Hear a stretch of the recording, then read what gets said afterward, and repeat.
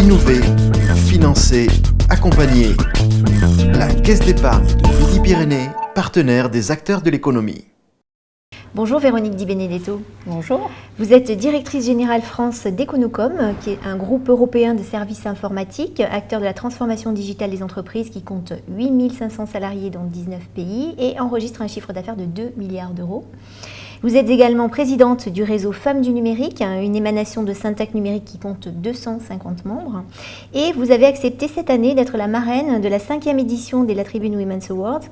J'ai envie de vous demander pourquoi est-il si important pour vous de vous engager en faveur des femmes dans l'entreprise et en particulier dans le secteur du numérique ? Alors pour moi, je pense que l'évidence est là, c'est important de s'engager parce que je crois énormément à la mixité, facteur de performance et d'innovation dans les entreprises. Et malheureusement, dans le numérique, le compte n'y est pas. Aujourd'hui, il n'y a qu'environ 27% de femmes. Et si on prend vraiment la partie pure business et technique, on tombe plutôt en dessous de 20%. Or, le numérique est porteur d'avenir. Il y a énormément de nouveaux métiers qui se créent. Il n'y a pas un jour où on n'entend pas parler de transformation digitale des entreprises. Et ça implique derrière des personnes qui savent effectivement à la fois parler technologie et à la fois parler business, qui ont donc les deux compétences. Et il est hors de question que les femmes soient absentes de ces opportunités-là. Voilà pourquoi nous avons créé au sein du Syntec numérique, Femmes du numérique, pour promouvoir l'attractivité de ce métier et pour faire en sorte que plus de femmes s'y engagent. C'est l'image du secteur qui fait que les femmes se brident et n'y vont pas naturellement ? Alors effectivement, l'image, le secteur souffre malheureusement encore trop de stéréotypes du type le geek boutonneux derrière son ordinateur.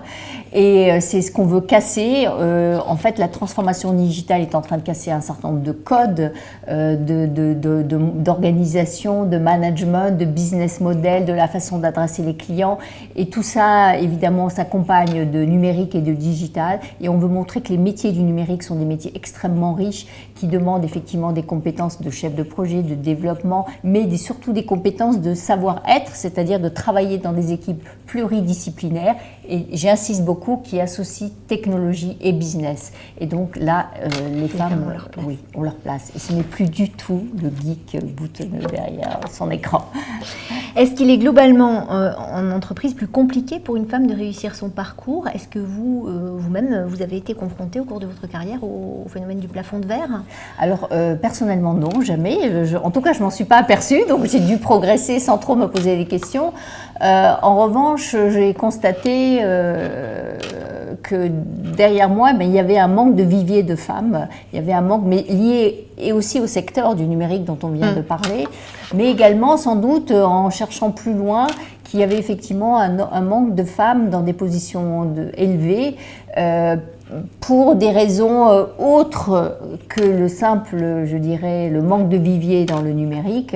Et donc j'ai décidé aussi là, effectivement, de m'investir plus fortement parce qu'il n'y a aucune raison. Aujourd'hui, les COMEX de ce plafond, je dirais, les COMEX sont de plus en plus sensibilisés aux facteurs de la mixité. Les grands groupes en parlent souvent. Donc les femmes ont vraiment toute leur chance, mais il faut qu'elles sachent la saisir. Je voulais parler des réseaux également avec vous, puisque vous présidez aujourd'hui les femmes du numérique. Est-ce que les réseaux, vous en avez fait un usage important au cours de votre carrière ? Alors là aussi, bizarrement, j'ai démarré très tard les réseaux, car j'étais comme assez classiquement chez les femmes. Il y a eu la maternité, il y a eu un trou noir pour moi, pas tellement lié à la maternité, mais lié à une expérience à l'international. J'ai fait 10 ans d'international, donc entre 35 et 45, un peu plus même de 10 ans. Et donc j'ai réapparu dans le paysage français vers 45 ans, et c'est à ce moment-là où je me suis aperçue que effectivement j'avais laissé, je dirais, le réseau, j'avais délaissé un peu le réseau, mais pour des côtés opérationnels, parce qu'une femme se doit toujours d'être très opérationnelle, très impliquée dans son quotidien, et j'avais sans doute pas suffisamment pris la mesure de l'importance de ces réseaux, donc je m'y suis replongée, mais je m'y suis replongée pas seulement pour la carrière, mais finalement ça m'a ouvert des portes, mais aussi par curiosité de découvrir des personnes nouvelles, de découvrir des nouvelles expériences, des nouvelles compétences, Et cette curiosité est évidemment indispensable dans le monde qui s'accélère aujourd'hui. Autre outil, le mentorat. Quel regard portez-vous sur le mentorat pour déployer une carrière? Je crois que vous avez vous-même été mentoré avant d'être mentor. Oui, c'est important? Oui, c'est un plus. Évidemment, on peut tout à fait évoluer sans être mentoré, mais c'est un plus parce que pour moi, c'est une forme d'accélérateur, c'est-à-dire qu'il vous révèle à vous-même, il révèle votre potentiel, il vous oblige à réfléchir sur vous, sur ce dont vous avez vraiment envie, vos objectifs de carrière, qu'est-ce qui vous plaît, qu'est-ce qui ne vous plaît pas, parce qu'il n'y a aucune carrière qui est un modèle en soi. Il n'y a qu'une carrière qui vous corresponde, qui corresponde à votre respiration, qui corresponde à votre vie. Vous n'avez qu'une vie et c'est celle que vous choisissez, vous, qui est importante. Et donc, par rapport à ça, il faut effectivement se poser toutes les bonnes questions. Et donc, le mentor aide dans ce sens. Merci beaucoup, Véronique Di Benedetto. Merci. Innover, financer, accompagner. La Caisse d'épargne de Midi-Pyrénées, partenaire des acteurs de l'économie.